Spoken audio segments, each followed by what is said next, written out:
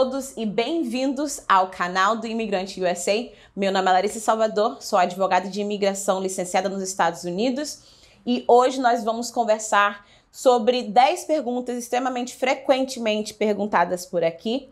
E não se esqueçam, assistam essas até o final, porque pode ser que uma dessas perguntas sejam as suas, ou enviem, encaminhem para os seus amigos, familiares, porque muitas vezes várias outras pessoas têm esses tipos de perguntas, tá? Então, hoje, a nossa primeira pergunta que a gente tem recebido muito, não só aqui no escritório, mas também pelo canal, é: sou maior de idade, casado e moro no Brasil. Meu pai, cidadão americano, pode aplicar o Green Card para mim? Então, vamos lá. A resposta mais simples é sim.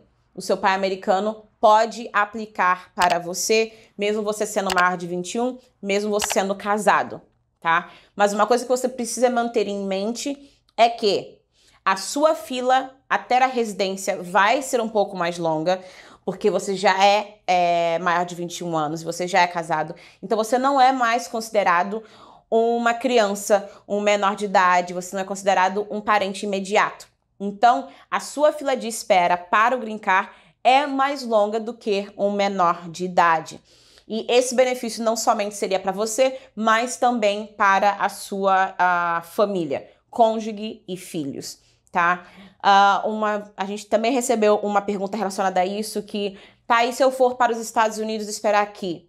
Gente, se você mora no Brasil e vier para cá, você vai ter outros problemas, porque a não ser que você mantenha o seu status legal aqui nos Estados Unidos, você não vai poder fazer um ajuste de status dentro do país. Você vai precisar fazer um perdão. Esse perdão somente vai aplicar a você e não toda a sua família. Enfim, são vários outros problemas, tá? Que o caso teria que ser analisado e que nessa situação é melhor você esperar no Brasil e para que a sua família toda também receba o benefício. Próxima pergunta. Posso renovar meu Green Card, mesmo se eu me separar do meu marido, cidadão americano? Então vamos lá. Muitas pessoas acham que se eles se separarem, eles não podem fazer a renovação do Green Card. Por quê? Para as pessoas que recebem o Green Card por casamento e têm menos de 2 anos de casado, eles recebem o Green Card provisório. Então, em 1 ano e 9 meses, você tem que aplicar o que é chamado remoção de condição do seu Green Card, tá? Que é o I-751. E nisso, você está praticamente, mais uma vez, comprovando para a imigração a veracidade do seu casamento pelo qual você recebeu o Green Card. Então, nessas situações que houve uma separação entre a emissão do Green Card e a retirada de condição do Green Card, o mais importante é que, número 1, sim, é possível você conseguir o seu Green Card permanente depois de uma separação, mas o mais importante é que nós precisamos comprovar que o casamento que você teve, que você adquiriu o seu Green Card, foi um casamento de verdade. Então, você sim continua tendo que comprovar, tá? Mostrar provas, mostrar muita evidência que o seu casamento com aquele cidadão americano foi de verdade, mesmo que ele tenha terminado.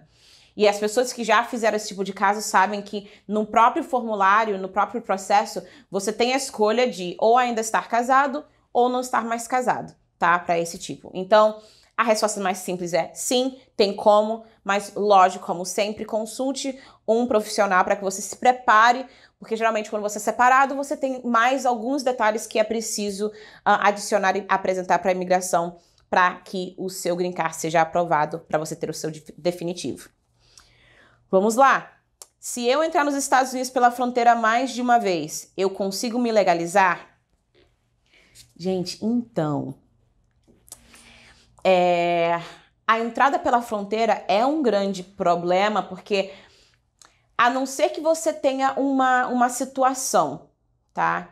Que comprove uma mudança de situação extraordinária, que você possa justificar mais de uma entrada ilegal no país, você não tem como se legalizar quando você entra mais de uma vez ilegal no país, tá? Você não só está infringindo uma lei migratória, mas também se lembre que leis migratórias são leis federais. Então, eu já vi certas pessoas, já tive clientes que estavam na terceira, quarta entrada ilegal no país. E que o primeiro problema que eles tinham é porque eles estavam servindo pena em uma cadeia federal, porque as pessoas falam, não, mas poxa, foi só uma entrada pela fronteira. Só que você está infringindo uma lei federal. Então, elas são pegas, ficam presas, às vezes, no início, numa prisão federal. Depois, são transferidas para a imigração, para a corte de imigração e deportadas, tá? Então, mais uma vez, a resposta simples, básica, é não. E a exceção é se você tiver uma circunstância extraordinária para comprovar o porquê dessa entrada, dessa segunda entrada, né, nesse caso, indocumentada. Próxima pergunta. Como eu posso acompanhar o meu processo depois de dar entrada na imigração? Um detalhe muito importante, não só para os meus clientes, mas também para qualquer pessoa que esteja fazendo com paralígolo, notário, sozinho, você precisa de um recibo do seu caso. Se você ainda não recebeu um recibo do seu caso, já temos algo de errado, tá? Se já passou mais de 2, 3 meses, já tem algo de errado. Por quê? Com esse recibo que você recebe da imigração, é com isso que você vai conseguir o número do seu caso, que você vai então conseguir acompanhar ele pelo site da imigração. Você pode entrar no uscis.gov, tá? E lá você vai procurar status de caso, em inglês, case status. Você vai colocar esse número e vai te dar uma atualização sobre o seu caso. Tem certos casos que você não vai conseguir uma atualização por esse site, que são casos que têm um nível mais sigiloso. Então, por exemplo, casos de VAWA, casos de visto U, casos de visto T.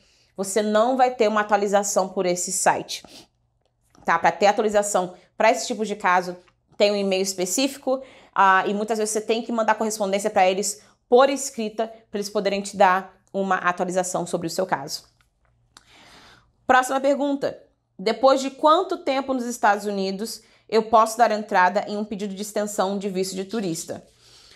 Olha, não tem uma regra exata, mas eu falaria para você que se você está aqui há 2 semanas, você não deveria aplicar para uma extensão de visto, tá? Para uma extensão de status aqui, porque você acabou de chegar.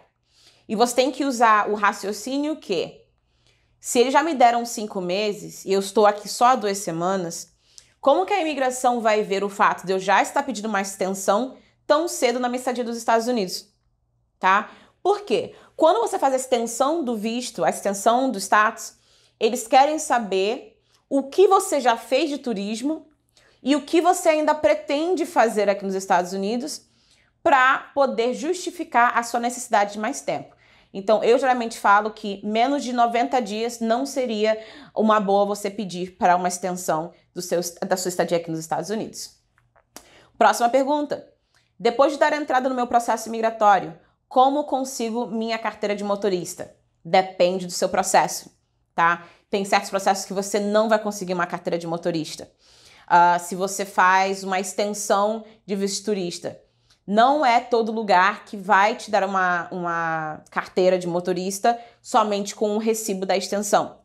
Outras vão. Então, também, essa parte do visto turista, da extensão da estadia de turismo aqui, não é muito definida, porque nem todos o DMV, que é o equivalente do Detran no Brasil, tem isso alinhado. Por exemplo, casos de pessoas que somente fizeram até agora os 130, mas ainda não tem como fazer a parte do Green Card. O beneficiário geralmente não tem direito a pedir a carteira.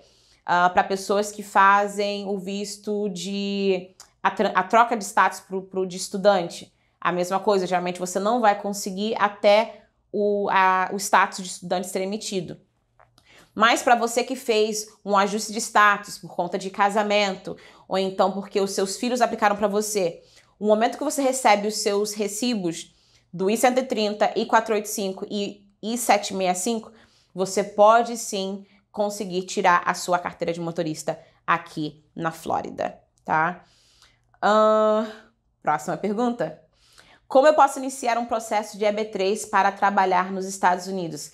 Esse eu vou encaminhar vocês para um vídeo que a gente já fez aqui, tá? Nós já falamos sobre o visto EB3. É um pouco mais longo do que só falar por onde começar, mas eu posso te garantir que o primeiro passo que você tem que fazer é entrar em contato com um advogado, porque não é tão simples como as pessoas pensam e não é um processo tão rápido, tá? Então, consulte um profissional para falar sobre isso e também consulte o nosso vídeo aqui no canal do Imigrante USA, que nós falamos bastante sobre o EB3. Aliás, falamos um mês todo sobre o EB3 e o processo de EB3.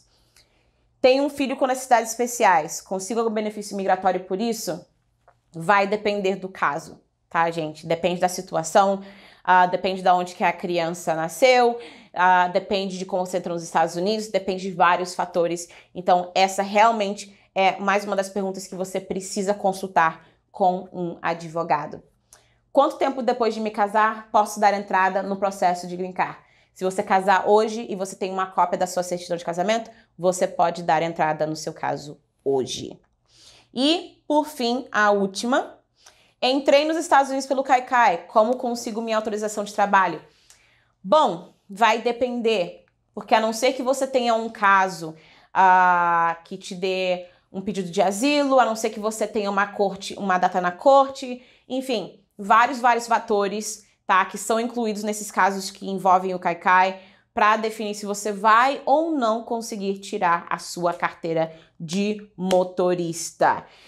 Enfim, essas só são 10 perguntas. Eu sei que tem milhares de perguntas sobre imigração e a gente vai começar a trazer mais perguntas frequentemente perguntadas aqui para vocês, para te dar uma ideia melhor, mas sempre se lembre que a primeira coisa que você tem que fazer é consultar um profissional para que ele possa realmente analisar o seu caso, da sua família, porque casos e casos e casos são todos diferentes, tá? E nem todo caso do seu vizinho, mecânico, padeiro, não vai ser igual ao seu. Então, é importante você falar com um profissional e, enfim, continuem seguindo as nossas redes sociais, continuem se inscrevendo no nosso canal, curtindo, compartilhando, porque tem muita informação aqui para vocês. E para vocês que precisam de uma consultoria, precisam fazer uma pergunta, precisam checar o seu status, consultem o nosso escritório. Você pode entrar em contato pelo número 954-773-8175 ou então pelo nosso e-mail no info@salvadorlawpa.com e, como vocês já sabem, nossas redes sociais no @salvador.law. Até a próxima!